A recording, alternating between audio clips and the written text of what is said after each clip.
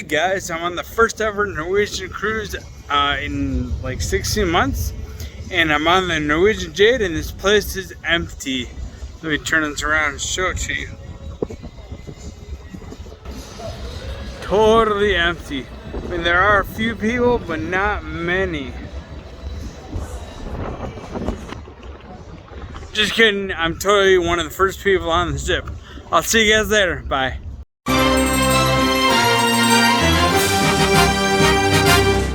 I was on the first Norwegian cruise in over 500 days. I want to go over the ways the NCL nailed it and also the ways they kind of missed. Before we get into it, I'm going to lay a little bit of groundwork. This was Norwegian's first cruise with paying passengers in over 500 days. The cruise had 100% fully vaccinated guests and 100% fully vaccinated crew. The first cruise was regulated by the European Union, but it was also under Greek jurisdiction. First of all, let's start with the beginning of the cruise, embarkation. Embarkation ran smooth. Of course, I expected this to be smooth based on all the other videos I've seen of all the other cruise lines. With Norwegian, everyone had a rapid test at the terminal on the day of embarkation. My scheduled embarkation and testing time was 10 a.m. Embarkation time and testing time were one integrated process. I woke up and I was in go mode. Grabbed my bags, checked out of the hotel, and I went straight away to this cruise terminal. In Athens, the Ubers are integrated with the local taxi companies, which I thought was interesting. I got to the port at 8:30, but my scheduled testing time was 10 a.m., which was the first available. And unfortunately, they did not open until 10 o'clock a.m. So by the cruise terminal, there was a huge parking lot. So I ran laps of the empty parking lot until they were open. Now, anyone who's seen me cruise knows that I never tag my bags. I always do a self-transfer of my luggage.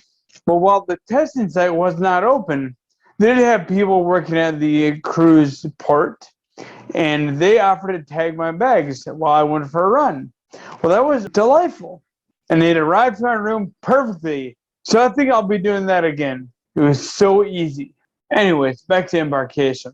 Even though the cruise was fully vaccinated, all passengers were tested before boarding.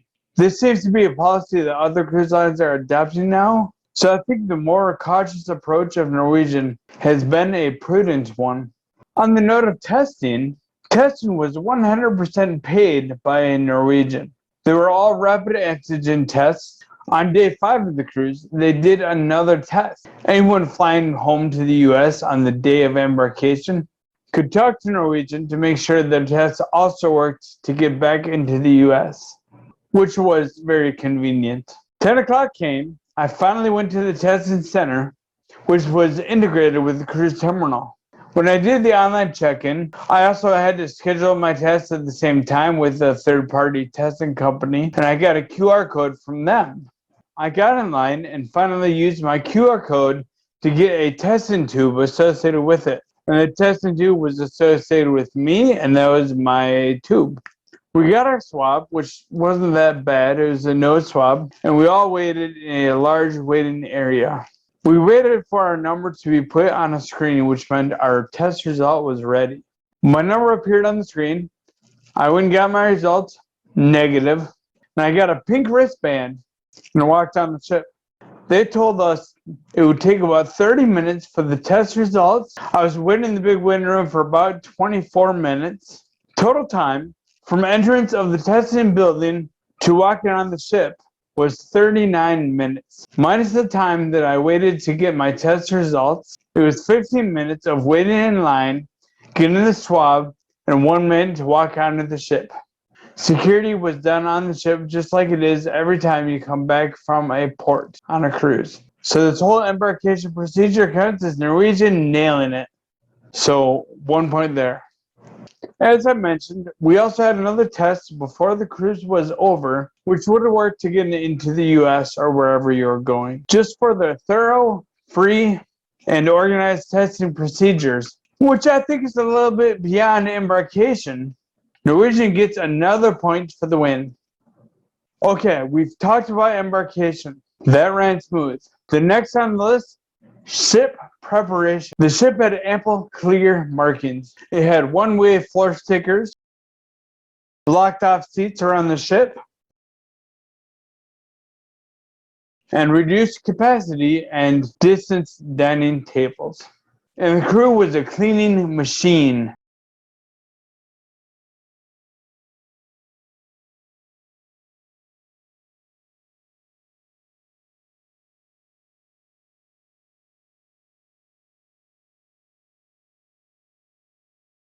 So ship preparation was another win for Norwegian. Naturally, the first thing I did when I got on the ship, I had a Bahama Mama. Per NCL's marketing throughout 2021, everything on the ship was fully open. Bars and drinks are always a quick and immediate win for NCL. Now, let's talk about the food. Let's start with the buffet. While NCL advertised a self-service buffet for all of its sailings since they were 100% vaccinated, but because of the EU rules, a self-service buffet was not allowed. The cruise service buffet was just fine. There were no significant lines. Hand washing was strictly enforced, as Norwegian always does, but even more so this time. The other restaurants were exactly as they've always been. Exceptional service and food. I went to Le Bistro, which is usually my favorite, and I had their escargot, their steak, and other deliciousness. Unfortunately, I had to skip dessert. I had to go to the 80s party. It wasn't my fault.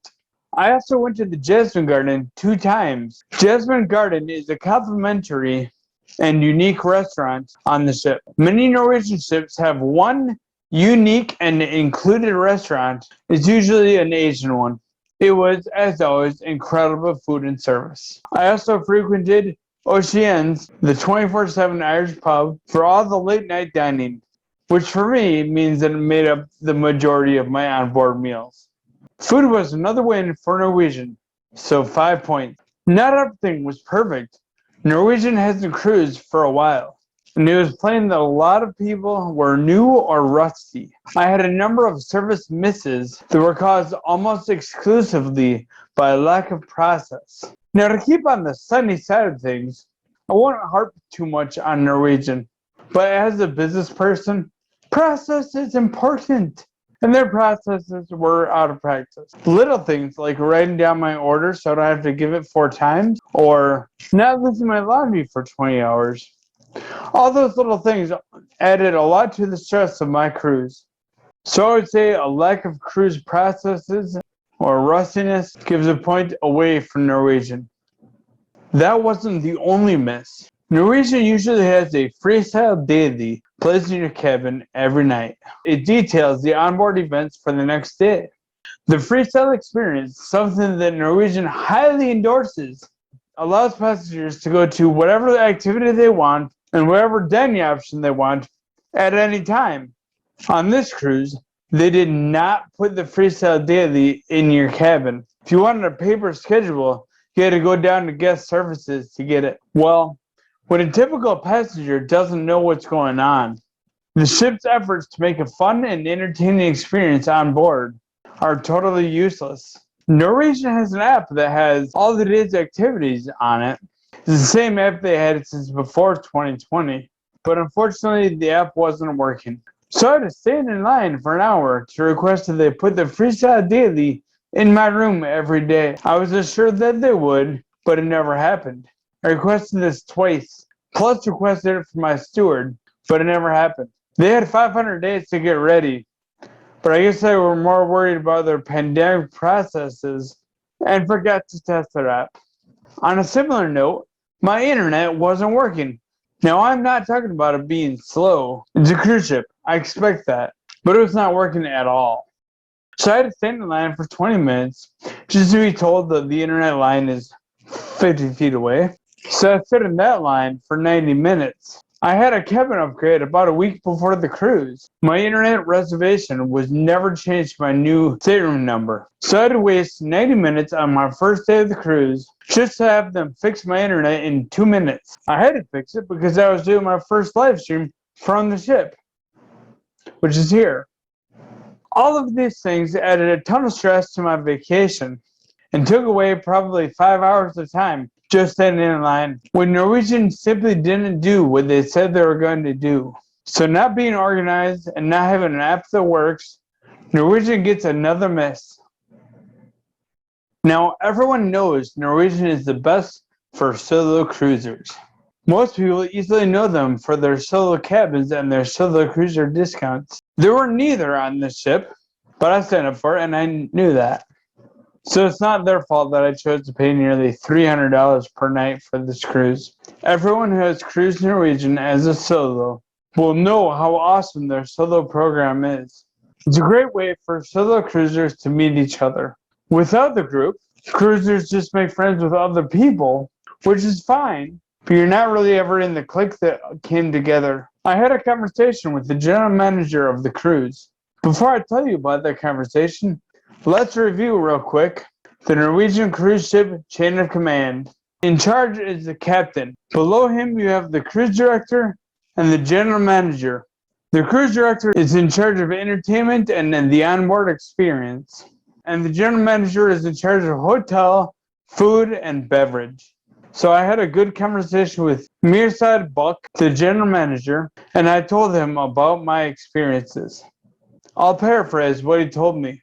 The solo group was a thing, but upon a final review, the EU regulators said there was no way it would happen due to the group dining aspect of the solo meetings. So, usually after they have the big solo meeting, everyone goes to dinner together.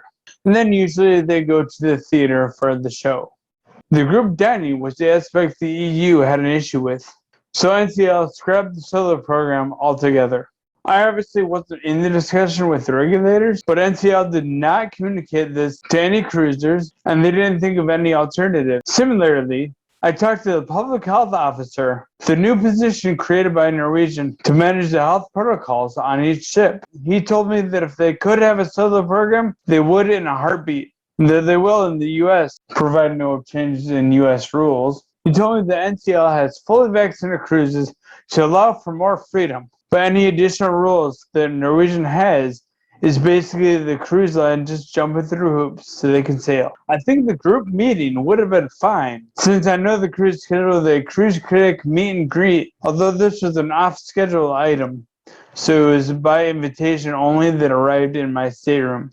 But it just seemed like NCL didn't try to think of alternatives. For lack of communication and lack of effort, NCL gets another miss. On this note, there's a lot of communal events. Basically, Norwegian can't sponsor anything that so blatantly goes against the recommendations. But as passengers, we can do what we want. For that reason, for the Halloween Epic Cruise that I'll be on, I will be planning various meetings, socials, and things like that. This will be in the Facebook group and hopefully Cruise Critic if I can ever find the roll call page. So give me about a week and watch for those if you're on that cruise. That cruise will be very similar to the Greek cruise because it'll be under the EU regulations. I will add that after my conversation with the general manager, all the wait staff was writing down orders and the daily schedule was being handed out in common areas of the ship, and my experience was noticeably and generally improved. So for this responsiveness, Norwegian gets a solid hit. But let's talk about the actual experience of cruising, more so than just the logistics of cruising. One thing everyone might be wondering about is masks. U.S. cruises were noted as being mask-free, and I believe that's still the plan. European cruises still require masks inside. This was actually less of a big deal as you might think. I just kept the mask in my pocket and put it on when I got food mostly, and also when it was crowded, which wasn't often because it was a reduced capacity cruise, or when someone asked me to put it on, which all the crew felt free to do. And I can promise you, everyone was strictly wearing a mask, especially after 8 o'clock or 9 o'clock at night. So for the execution of masks, making sure they were there but it didn't feel too rulesy, NCL gets a point. The next thing I'll talk about is the Norwegian experience. If you've ever taken a cruise by Norwegian Cruise Line, you know their onboard experience is one of the best. As my Norwegian friend boldly put it, cruise like a Norwegian. Once the daily schedules were getting out, the cruise events were well attended. Now, guys, I'm not saying that I saved Norwegian Cruise Line, but all of a sudden, there were enough people at the game shows to heckle me back when I heckled the host. The parties were more fun and more well attended. The cruise just generally got more fun. So Norwegian gets a point for the cruise staff event, the game shows and things like that, the parties, and just the usual fun I come to expect from Norwegian Cruise Line. And while I'm giving Norwegian so many points, why don't you give me a point by liking this video and subscribing to this channel? Now, the Norwegian Jade is a bit smaller than the ships I usually go on, which is like the mammoth ships, the Bliss and the Encore. So I'm not going to dock any points for not having like 4 bands playing at once. But the entertainment they had on the ship was awesome. It's my wife, it's now or never. I don't want to live much longer. I just want to relax and enjoy my time. But it's my wife, don't talk back, she'll kill ya. How did I end up with Godzilla? I just want to make it out alive. Everyone sing it. It's my wife. Okay, there were other entertainers, other musicians, but I spent a lot of time in the piano bar. For onboard entertainment, Norwegian gets another point. One big miss was the schedule. Every day, the ship arrived at 7 a.m. My excursion started at 7:30. I never had time for breakfast. In fact, the only charge on my account was for my daily Starbucks, for which there was never a line. But seriously, how do you expect people to get up at 7 o'clock when they don't go to bed until 3 a.m.? I never had time to eat breakfast, and to be honest, because I tried to spend money at the ports, I pretty much never ate at the buffet. And I really only went to the main den room on the first day. I would usually eat snacks. Oh, speaking of snacks, one big item that some people, especially young female British vloggers, might think is utter blasphemy. NCL had no cookies on board. Oh yeah, and no Oreo cheesecake. I was able to find cookies only at the Starbucks, but don't worry, they weren't extra. And also some small, not really NCL cookies as a side dish at the outdoor buffet. While I should dock a point for no cookies, I'll only dock a point for a disastrous schedule with mornings coming too soon. I should be able to sleep in on vacation, not sleeping 3 hours per night. And I know you think it's my fault, but if not complaining about early mornings, then I would be complaining about Norwegian not allowing passengers to stay up late. And this is a Norwegian cruise, is it not? But yeah, schedule. Boom. On my next cruise, I won't book an excursion every day, or I won't book one that starts late. Everything started early on this anti-night owl cruise. But what about Norwegian theater? They're Broadway-style musicals. It was good. They had a lot of Latin-style dance shows, and their pro ballroom dancers were really good. But then, 2 days before we were done, I saw NCL's show Elements. Wow, this was the best production I've seen on a cruise ship. Every dance was precise. Every movement, every bend of the leg, every wave of an arm was exactly together when it should have been. Well, I don't know what the Norwegian app people were doing for the last 500 days, but these guys were practicing. I was straight up happy after the show, and I think that's when my somewhat stressful cruise turned around. As always, for the Broadway shows, Norwegian did it right. In the moment, I thought it was a stressful cruise. That's why I went to Paris afterwards for 3 days, to decompress. Also, to catch up on sleep, which didn't really happen, but it could have. And yeah, okay, I just want to go to Paris.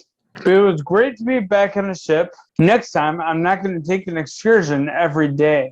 I'm going to sleep more, and I'm going to eat more. Oh, excursions! The cruise itinerary was amazing!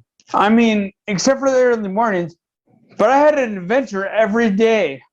So at least one more point for the itinerary. But my goodness, the details of the Greek Isles and all of my adventures ought to be for another video. Of course, you need to subscribe so you don't miss it. And really, guys, subscribing really helps the channel. But thank you everyone for watching. I'll see you in the next video.